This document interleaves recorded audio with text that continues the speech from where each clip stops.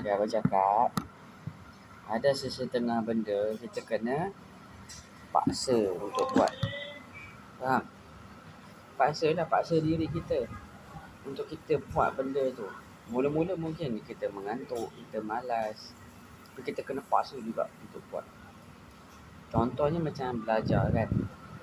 Okey, macam belajar, kita mengantuk. Kenapa Mami suruh Aira basuh muka? Pergi basuh muka. Untuk apa?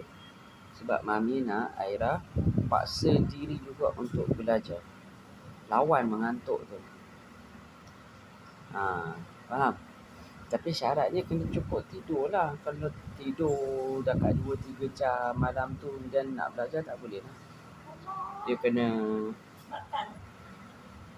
kena paksa diri untuk belajar.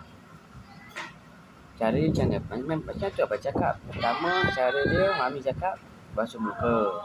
Kan? Itu kira lawan lah. Kena paksa diri lah basuh muka. Kedua, minum air. Kan? Minum air tapi jangan air yang bergula. Air kosong saja. Kenapa? Sebab air bergula tu dia boleh buat mengantuk. Macam tu. Yang ketiga macam mana? Kalau cara abah selalu apa nanti makan kismis. Apa letak kismis kan, ada banyak kismis kan. Nanti makan sambil baca. Jadi bila kita kunyah, kita nanti hilang mengantuk lah. Kat kita kunyah. Macam abang bercakap, macam kita bercakap kan. Kita hilang mengantuk lah.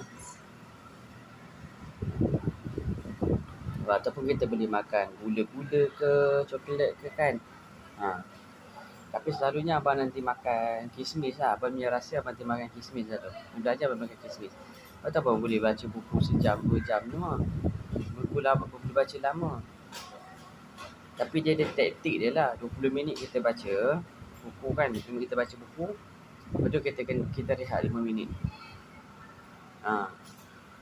Jadi kalau 2 jam tu kita pun buat macam tu lah. 20 minit baca atau 15 minit pun baca. Kita rehat 5 minit. Kita rehat 5 minit boleh lah kita letak kepada sekejap 5 minit. Lepas tu kita bangun balik. Macam tu boleh lah. Tu cara dia.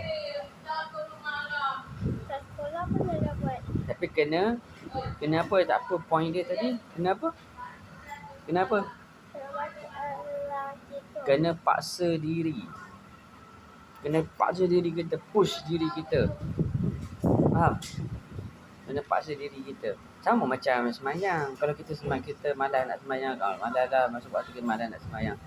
Semayang subuh kan, mengantuk ni tak boleh. Kita kena lawan juga mengantuk tu. Kena paksa diri kita untuk bangun, untuk ambil air semayang, untuk semayang.